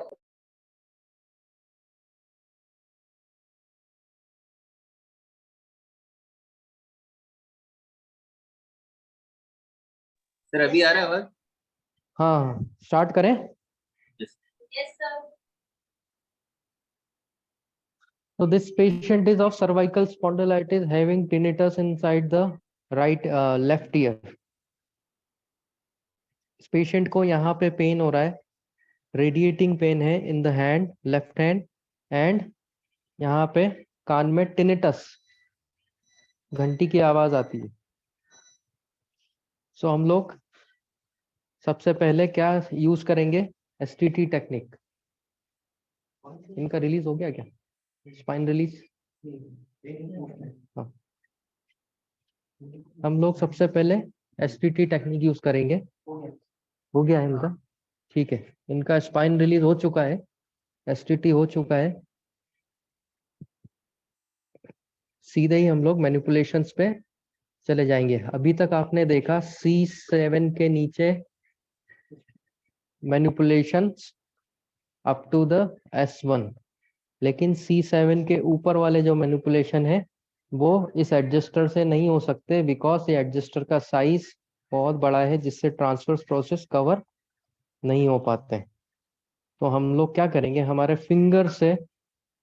फिंगर को यूज करके हर एक वर्टिब्रा के ट्रांसवर्स प्रोसेस को ग्लाइड करेंगे। So this 2 finger I am using my index finger. हम लोग पाल्पेट करेंगे C6, ये रहा C6। कैसे पता लगेगा ये C6 है? जब मैं पेशेंट को बोलूंगा एक्सटेंशन करने के लिए हेड को, जैसे ही पेशेंट एक्सटेंशन करेगा तो स्पाइनस प्रोसेस मेरी उंगली के नीचे से वैनिश हो जाएगा, गायब हो जाएगा, और जैसे ही पेशेंट फ्लेक्शन करेगा अपना हेड, उसका स्पाइनस प्रोसेस फिर से आ जाएगा। This means this is C6 cervical vertebra. So इसका ये स्पाइनस प्रोसेस है। थोड़ा सा लेटरल जाएंगे तो ये यहाँ पे ट्रांसवर्स प्रोसेस, ये ट्रांसवर्स प्रोसेस है। तो हम लोग क्या करेंगे, हमारे फिंगर से ही उसको एंटीरियर एंड पोस्टीरियर डायरेक्शन में ग्लाइड करेंगे। This is posterior anterior glide direction, so it is called PA glide. Posterior से एंटीरियर जाना, पोस्टीरियर से एंटीरियर जाना, this is PA glide. So take the transverse process of the C6 vertebra and glide it in the PA direction, posterior anterior direction. You can use the thumb, you can use the index finger also.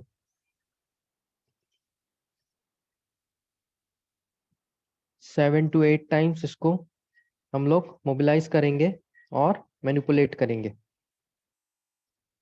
Then C5, same method.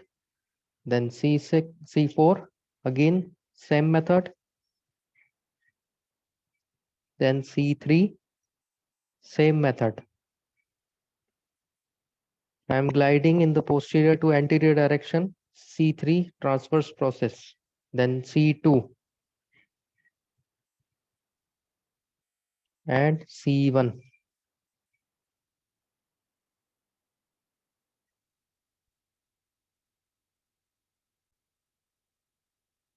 You can use the thumb also. 7-8 times her vertebra को आपको glide करने का है। This is very safe method and very effective. जो result manipulation से मिलेगा वो ही result in mobilisation से आपको देखने को मिलेगा। There is no difference, but this is safe method and manipulation is somewhat unsafe method. But हम लोग अब मैनिपुलेशन भी देखेंगे।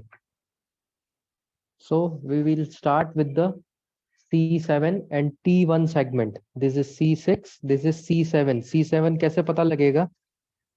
अपने गर्दन के पीछे हाथ लगा के देखो, एक प्रोट्रूबरेंस आपको मिलेगा, उभार आपको देखने को मिलेगा, वो C7 का उभार है, C7 का प्रोट्रूबरेंस है।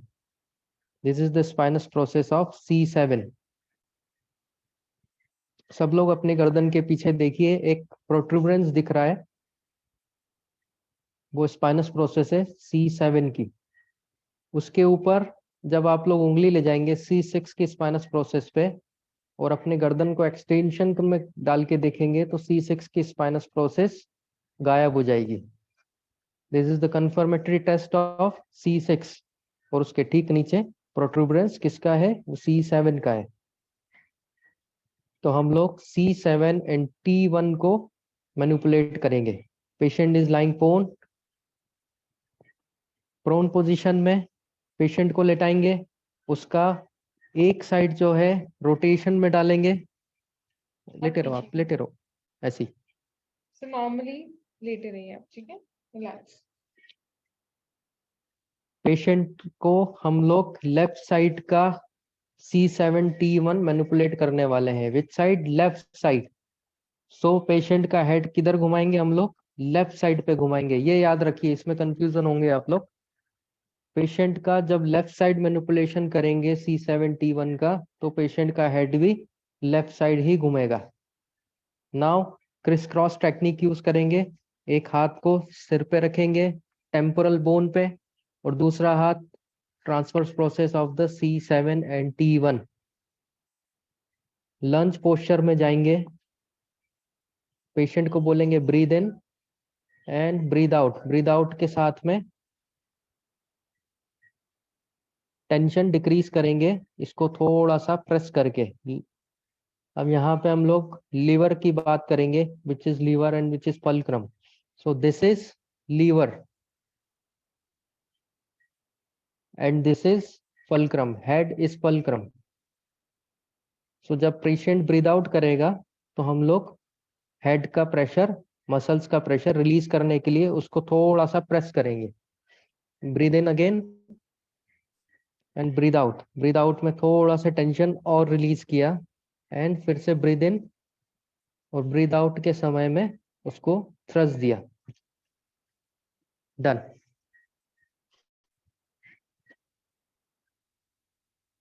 So this is the manipulation of C7 and T1.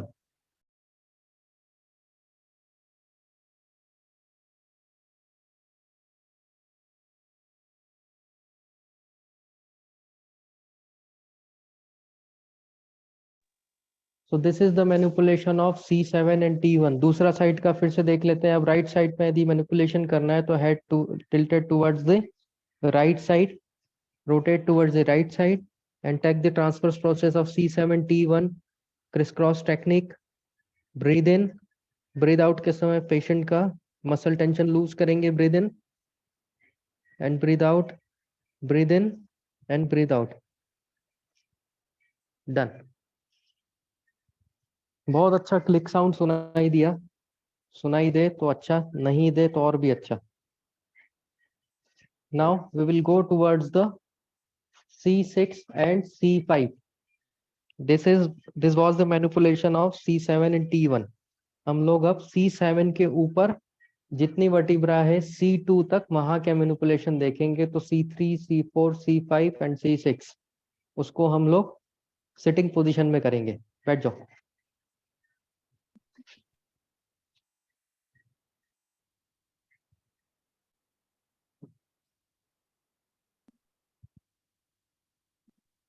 From the anterior side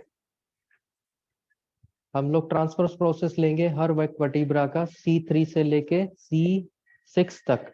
transverse process पे अपना इंडेक्स फिंगर लगाएंगे, इंडेक्स फिंगर को लीवर बनाएंगे। C3 वर्टिब्रा ले रहे हैं हम लोग। C3 का ट्रांसफर्स प्रोसेस पे इंडेक्स फिंगर लगाया और एक हाथ से मैंडिबल को लॉक किया। ट्रांसफर्स प्रोसेस पे इंडेक्स फिंगर लीवर बनाया और मैंडिबल को उसी हाथ से थंब से लॉक कर लिया। दूसरा हाथ इज जस्ट डायरेक्शनल हैंड, इधर दिखा। दूसरा हाथ डायरेक्शनल हैंड है जो सिर्फ डायरेक्शन देगा, मैनिपुलेशन नहीं करेगा। मैनिपुलेशन मेरा इंडेक्स फिंगर वाला हाथ जो ट्रांसफर्स प्रोसेस पे है वो करेगा। सो पेशेंट का मूवमेंट रहेगा rotation and extension. Again rotation opposite side का एंड एक्सटेंशन। सो C3 का मैनिपुलेशन, पेशेंट का हेड फ्री कर देंगे, गर्दन फ्री करेंगे थोड़ा सा मूवमेंट करके, rotation, extension and thrust. Again देखो रोटेशन, एक्सटेंशन एंड थ्रस्ट। इसी तरह से C4 का फिंगर जो है C4 की ट्रांसफर्स वर्टिब्रा पे, ट्रांसफर्स प्रोसेस पे आ जाएगी। C4 की ट्रांसफर्स प्रोसेस पे थंब को लॉक किया मैंडिबल पे, rotation, extension and thrust, rotation, extension and thrust. C5 का transverse process again rotation, extension and thrust, फिर से रोटेशन, एक्सटेंशन एंड थ्रस्ट। यदि आपको लेफ्ट साइड का थ्रस्ट करवाना है तो दूसरे हाथ से होगा। लेफ्ट साइड की ट्रांसफर्स प्रोसेस पे इंडेक्स फिंगर रहेगा, लेफ्ट साइड की ट्रांसफर्स प्रोसेस पे इंडेक्स फिंगर रहेगा and rotation, extension and thrust. Again नीचे वाला वर्टिब्रा पे transverse process rotation, extension and thrust. इसको हम लोग सुपाइन में भी कर सकते हैं, सीधे लेट जाओ।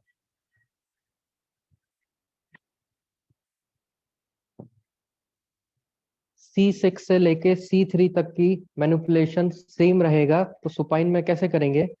ये दोनों इंडेक्स फिंगर है, ये दोनों इंडेक्स फिंगर कहाँ पे रहेगी? ट्रांसफर्स प्रोसेस पे रहेगी, वर्टिब्रा के। तो फॉर एग्जांपल लेफ्ट साइड का ट्रांसफर्स प्रोसेस ट्रीट करना है हम लोगों को, तो ये फिंगर को लेफ्ट साइड पे रखेंगे। C3 का मान लो ट्रीट करना है, तो C3 का ट्रांसफर्स प्रोसेस पे ये रहेगा। वैसे ही मैंडिबल लॉक होगा जैसे सिटिंग में किया था, और दूसरा हैंड जो है डायरेक्शन देगा। डायरेक्शन क्या देगा? Rotation, extension and thrust. Again C4 का देखिए, थोड़ा सा नीचे जाएंगे, रोटेशन, ढीला छोड़ो, आप कुछ मत करो, लेटे रहो। हाँ, रोटेशन, एक्सटेंशन एंड थ्रस्ट। दूसरे तरफ से करना है तो दूसरी तरफ का इंडेक्स फिंगर लिया, रोटेशन, रोटेशन अपोजिट डायरेक्शन में, extension and thrust. Again rotation, extension and thrust. उठ जाओ, देखो अपना टेनिटस चेक करो, पेन चेक करो।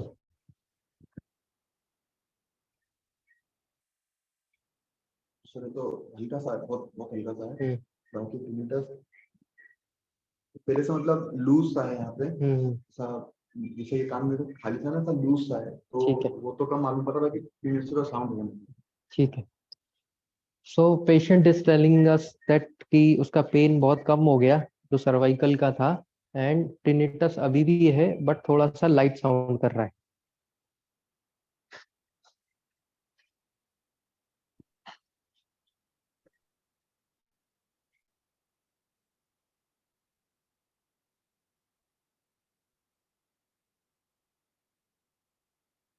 पहन लो, टी शर्ट पहन लो। यस, एक मिनट।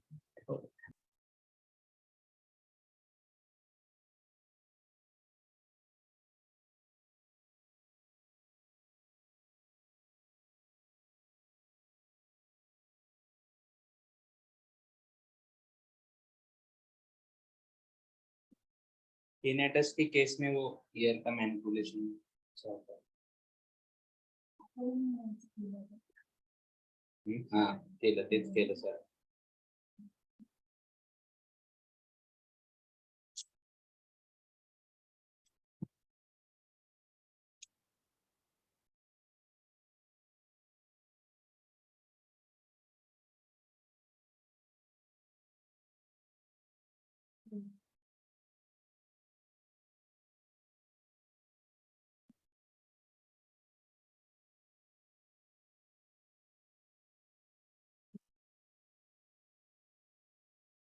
आहे ना तुम्ही नंतर जे करायचे नोट करा, प्रॅक्टिस करायची वाटते ना ते नोट करा।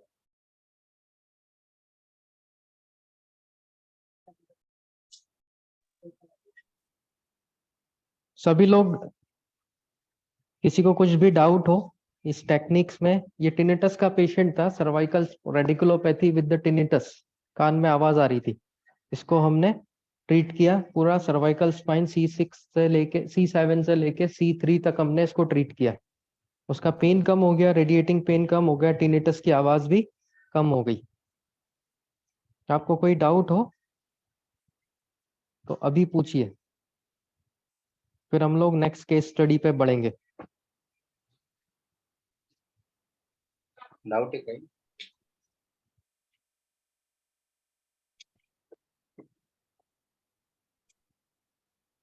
कपिंग दे देना मुझे एक बार।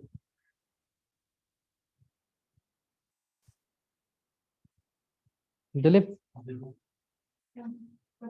एक कपिंग लगा दो।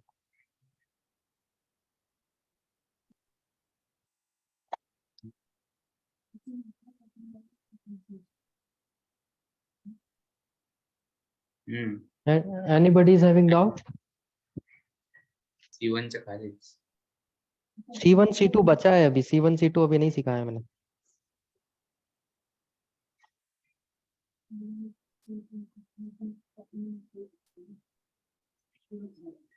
आप लोगों ने कल और परसों प्रैक्टिस किया होगा सर्वाइकल स्पाइन, लंबर स्पाइन। लेकिन आज उसका स्पेसिफिक मैनिपुलेशन है।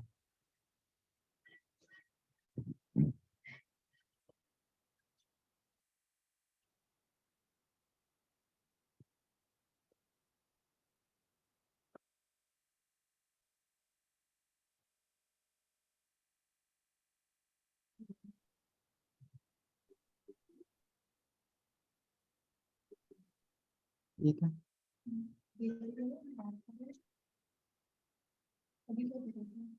हाँ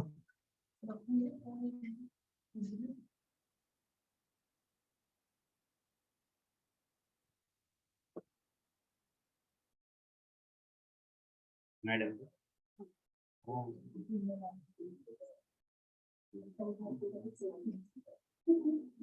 नाही खालीच पाठवून देतो त्यांच्याकडे आहे सगळं वेळ एसटीडी करून देते एसटीडी करून वर पाठवून द्यायचं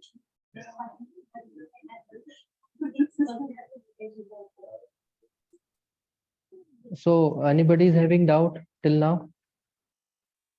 नो सर कोई डाउट नहीं? कल प्रैक्टिस किया है इन लोगों ने? हाँ किया है सर किए हैं, लेकिन किया है। बहुत मतलब मैं फर्स्ट टाइम ये मैंने हाथ- किया प्रैक्टिस, लेकिन मेरा हाथ मैडम यहाँ हाथ आ रहा है आपको कैमरे हाँ इतना हाथ आ रहा है। नहीं आया है। हाँ जी, क्या बोल रहे हैं? प्रैक्टिस नहीं प्रैक्टिस किया? किया है बट अभी किया है मैंने, लेकिन इतना ग्रिप पे मेरा कॉन्फिडेंस मतलब हाथ नहीं बैठा है। ग्रिप नहीं बैठा है हाथ पे ग्रिप हो जाएगा, जैसे जैसे आप प्रैक्टिस करेंगे एक दूसरे पे, वहां पे ग्रिप अपने आप आ जाएगा। और टेंशन मत लो, सेफ टेक्निक तो ही आपके पास। यदि आपको किसी भी टेक्निक में कोई डाउट आ रहा है तो अपना एडजस्टर लो और उसी से यूज कर लो, पेशेंट वैसे ही ठीक हो जाएगा।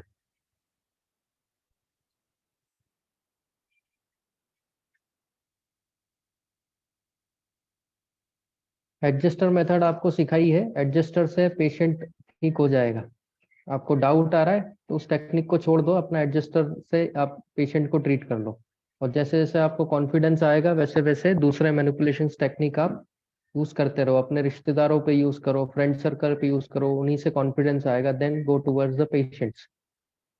तब तक के लिए आपको हमने एक सेफ मेथड सिखा दिया है। ठीक है, अभी हम लोग फिर से डॉर्सल स्पाइन की तरफ बढ़ेंगे और C1 C2 जो हमारा एक सेगमेंट छूटा है उसकी तरफ बढ़ेंगे। तो एक पेशेंट लेंगे हम लोग, लाइव पेशेंट। हर्षल, हर्षल, हर्षल कहाँ गया? और एक्सरसाइज कर रहा है हाँ, उसको बुला लेना। तो बोल रहा है हो जाए तो आगे बोल हम लोग अभी जिस पेशेंट को हमने असेसमेंट किया था, कॉनकेव कॉन्वेक्स साइड, एक साइड में उसका QL का स्लीव दिख रहा था, एक साइड में नहीं दिख रहा था। Patient is having left sided radiating pain and right sided back pain. उस पेशेंट को हम लोग लेने वाले हैं अभी, उसका पोस्चर ठीक करेंगे पहले। दूसरी चीज, उसको जो पेन आ रहा था वो पेन उसका रिड्यूस करेंगे with the help of whole spine manipulations, integrated technique. इस पेशेंट में हम लोग इंटीग्रेटेड मेथड्स सीखने वाले हैं। जितना भी आपने 2 दिन में मेथड सीखी है, टेक्निक सीखी है, वो सारी टेक्निक हम लोग इस पेशेंट पे यूज करेंगे, उसको इंटीग्रेशन में यूज करेंगे। और असेसमेंट भी उसका इंटीग्रेटेड प्रोग्राम में ही होगा। लेग टेस्टिंग इसमें होगी, कैसे लेग लेंथ चेंज हो जाती है मैनिपुलेशन से, कैसे लेग लेंथ को हम लोग करेक्ट कर सकते हैं, वो सारी चीजें इन पेशेंट पे हम लोग देखेंगे। हर्षल, टी-शर्ट निकालो और पॉकेट खाली करो।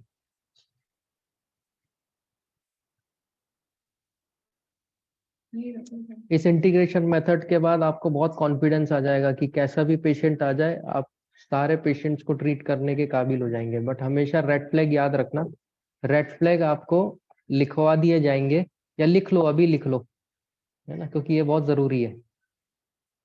प्रेग्नेंट वुमेन सेकेंड ट्राइमेस्टर के बाद में आपको ट्रीट नहीं करना है। After second trimester pregnant women, it is a complete red flag, complete contraindication.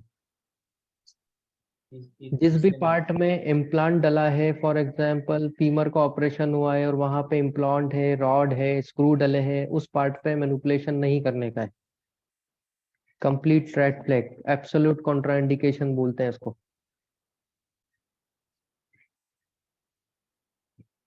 Bypass surgery हुई है, CABG हुआ है, उसके 3 महीने तक मैनिपुलेशन नहीं होगा। आफ्टर बाईपास सर्जरी 3 मंथ्स तक मैनिपुलेशन एब्सोल्यूट कॉन्ट्राइंडिकेशन। जिस भी पेशेंट का कार्डियक आउटपुट 50 से नीचे है उसमें मैनिपुलेशन नहीं करने का है। 50 से नीचे कार्डियक आउटपुट है इको में, उसको मैनिपुलेशन नहीं करने का है। Absolute contraindication. Safe and unsafe दोनों ही टेक्निक नहीं यूज करना है। पेशेंट का मॉनिटरिंग किया आपने क्लिनिक पे, यदि उसका बीपी हाई जा रहा है 150 से हाई, उसमें मैनिपुलेशन नहीं करना है। उसका बीपी नॉर्मल करो, फिर उसका मैनिपुलेशन होगा। तो hypertension above 150 systolic and 100 diastolic is absolute contraindication. Hypoglycemia is again absolute contraindication. Hypoglycemia, sugar level एकदम से लो हो जाता है, उसमें नहीं करने का है। वुंड है कहीं पे किसी भी जगह पे, जिस भी पार्ट को आपको मैनिपुलेशन करना है वहां पे यदि स्टिचेस लगे हैं, ओपन वुंड है या सर्जरी हुई है, वहां पे मैनिपुलेशन नहीं होगा, एब्सोल्यूट कॉन्ट्राइंडिकेशन। हाँ, दूसरे पार्ट का कर सकते हैं, उस पार्ट को छोड़ दो।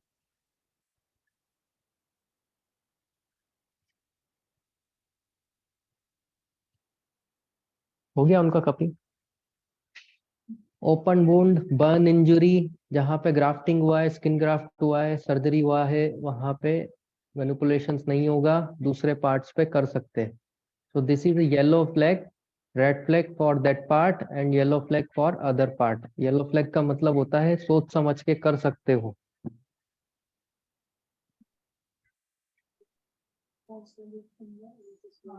साइकोलॉजिकल पेशेंट जो होते हैं, साइकोपैथ्स जो होते हैं, डिप्रेशन में जो है, ओसीडी कॉम्प्लेक्स के जो पेशेंट्स हैं, उनमें मैनिपुलेशन नहीं कर सकते आप। यदि आप करेंगे तो उनका पेन बढ़ जाएगा, because they are psychopaths. Abdominal surgery हुई है, एक्यूट हर्निएशन का केस है, हर्निया है, एब्डोमिनल हर्निया या इंग्वाइनल हर्निया, उस केस में आपको नहीं करने का है, absolute contraindication. Acute abdominal surgery हुई है, अपेंडिसाइटिस की सर्जरी हुई है, या फिर कोई भी दूसरी किडनी स्टोन की सर्जरी हुई है, उसके 1 मंथ तक आपको मैनिपुलेशन नहीं करना है। 1 month after the abdominal surgery is absolute contraindication.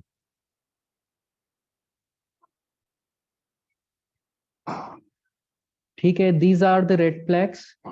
इसके अलावा भी आपको कुछ लगता है कि इन पेशेंट्स में करें या ना करें, तो आप लिख के रखो, वो सब क्वेश्चन आंसर सेशन में डिस्कस कर लिए जाएंगे। डन। सो हम लोग एक बहुत क्लासिकल पेशेंट ले रहे हैं, स्कोलियोसिस का एंड स्लिप डिस्क का, जिसमें हम लोग सारी इंटीग्रेटेड मेथड अप्रोच से पेशेंट को असेसमेंट एंड ट्रीटमेंट देंगे। एक बार फिर से देख लेते हैं इस पेशेंट को।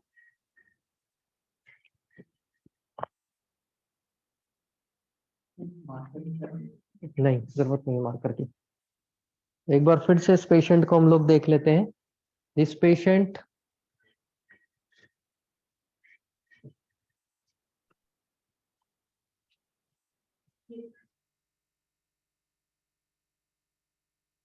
इसका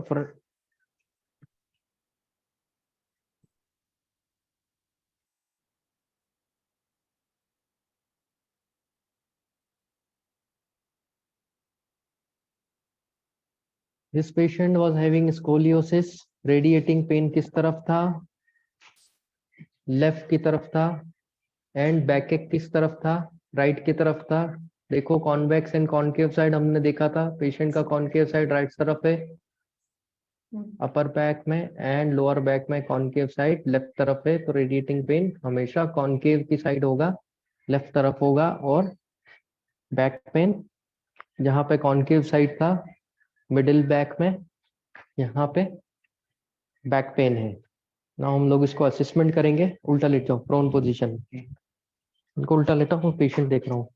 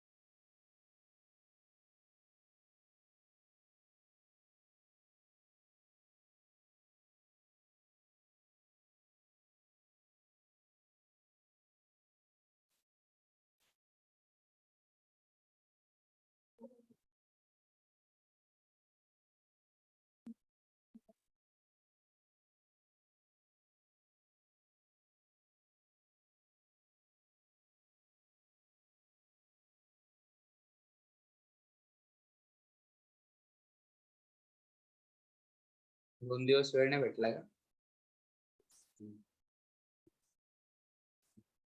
त्यांना ट्रेन करायचं ते आणि